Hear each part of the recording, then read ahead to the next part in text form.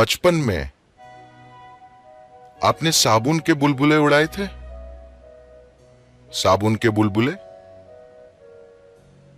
तो जब आप साबुन के बुलबुले उड़ाती थीं, क्या आपने देखा कि किसी का बुलबुला इतना बड़ा हो जाता था और आपका सिर्फ इतना बड़ा था? हमें सांस रोककर उसे धीरे धीरे छोड़ना चाहिए, तब बड़ा बुलबुला बनता है।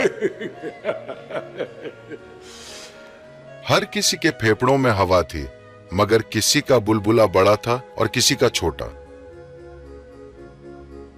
ऐसा क्यों होता है?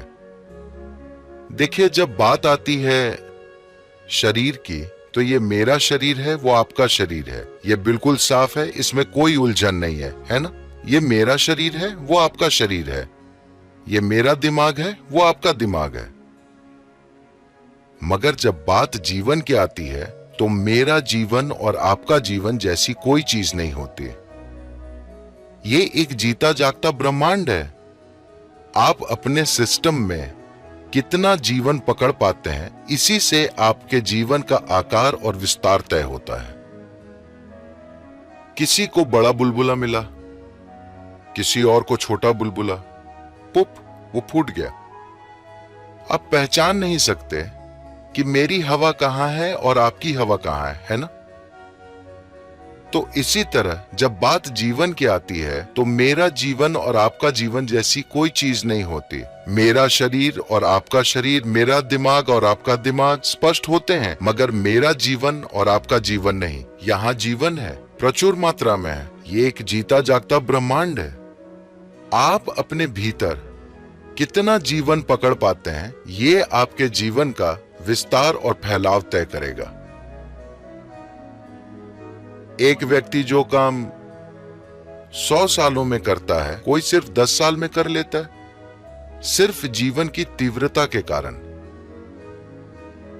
जब मैं कहता हूं जीवन की तीव्रता, तो इसके कई अलग अलग नतीजे निकल सकते हैं।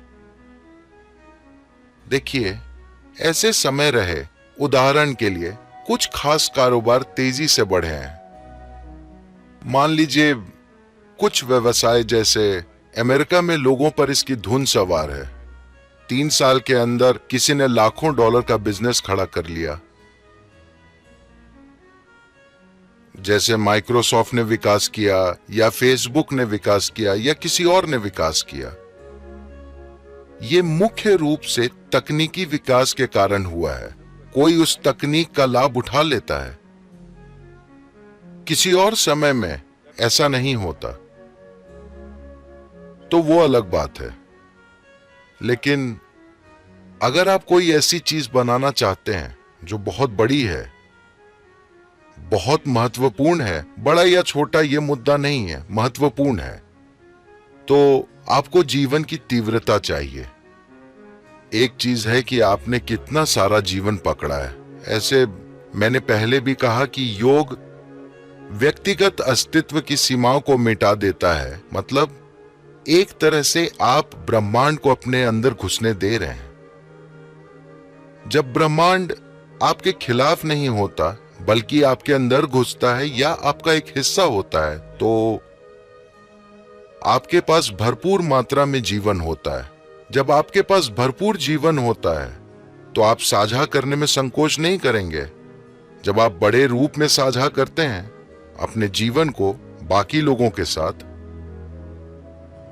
तो स्वाभाविक रूप से वे उसे बहुत महत्व देंगे, क्योंकि हर कोई जमा करने की कोशिश कर रहा है, कोई उससे साझा करने के लिए तैयार है। तो स्वाभाविक रूप से आपके आसपास एक बड़ा उछाल होगा। इससे कई सारी चीजें होंगी। इससे आपके बहुत से दोस्त और बहुत से दुश्मन बनेंगे। कई लोग जिनसे आप कभी नहीं मिले, आपके कट्टर दुश्मन हैं, लेकिन आपको पता नहीं क्यों। आप उनसे कभी नहीं मिले, कभी उनसे बात नहीं हुई, मगर वे कहते हैं कि मैं उसका दुश्मन हूं।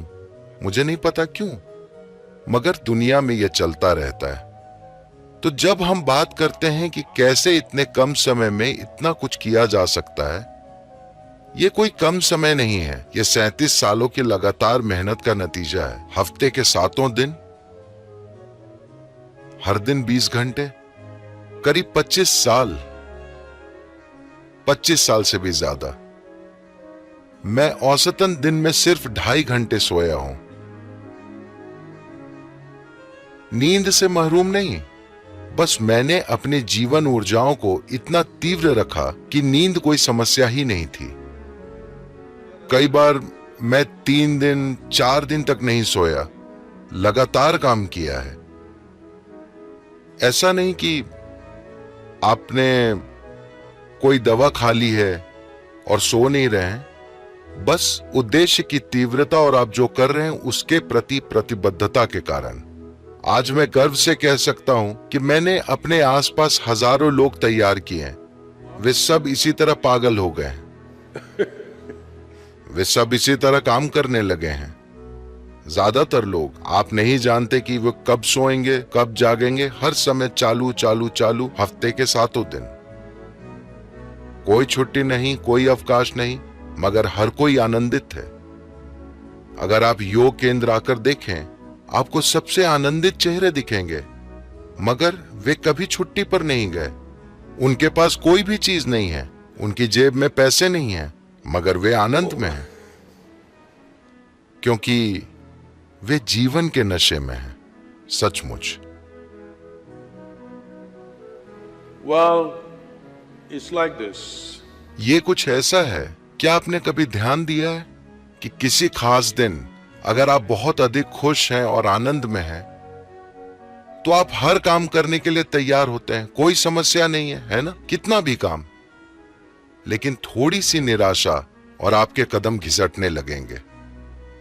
So I have not known frustration at all in the last 37 years. मैं पिछले 37 सालों से कभी निराश नहीं हुआ हूँ। ऐसा नहीं है कि सब कुछ सही चलता है, कई चीजें उस तरह नहीं होती जैसी मैं चाहता हूँ। That's a fact. दरअसल कुछ भी मेरे हिसाब से नहीं होता, यही सच है, क्योंकि मेरी उम्मीदें वहां ऊपर हैं। हमेशा धीरे धीरे हर चीज में सफलता मिलती है, मगर सिर्फ मकसद और फोकस की तीव्रता की वजह से।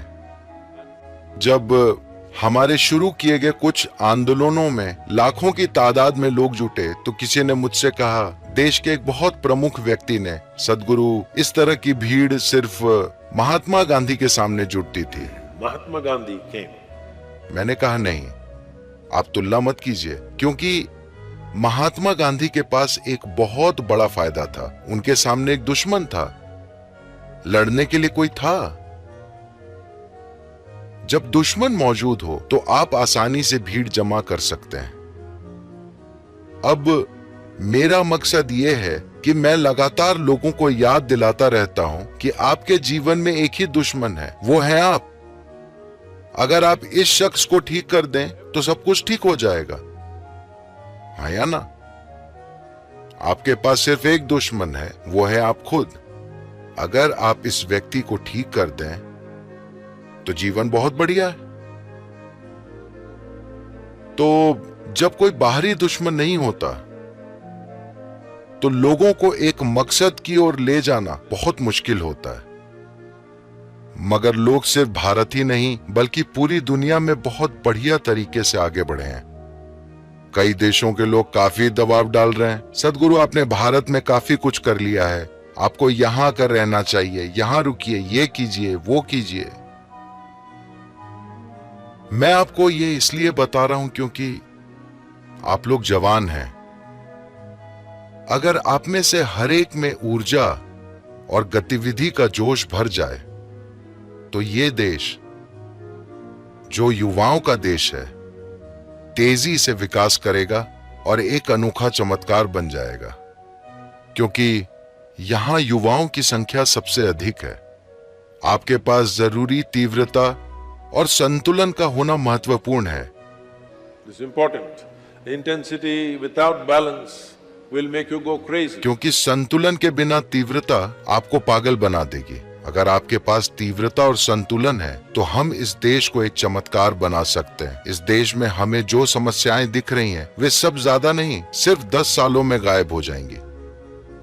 अगर आप दूसरे देशों को देखें, अगर आप इस दुनिया का इतिहास देखें, The only country which has moved तो जिस देश ने सिर्फ एक पीढ़ी में अपनी बड़ी आबादी को गरीबी से संपन्नता तक पहुंचा दिया, वो है चीन।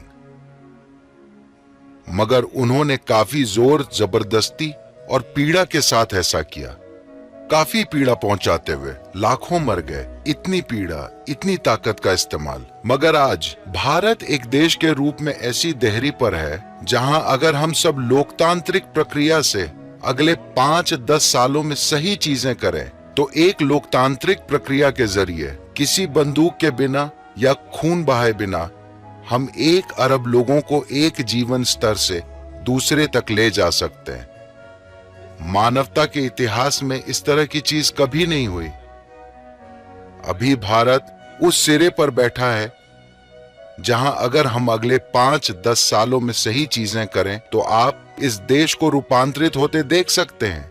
हम बंदूकों या खून के बिना, उस तरह की क्रांति के बिना, बस लोकतांत्रिक प्रक्रिया से ऐसा कर सकते हैं। हम उस देहरी पर बैठे हैं।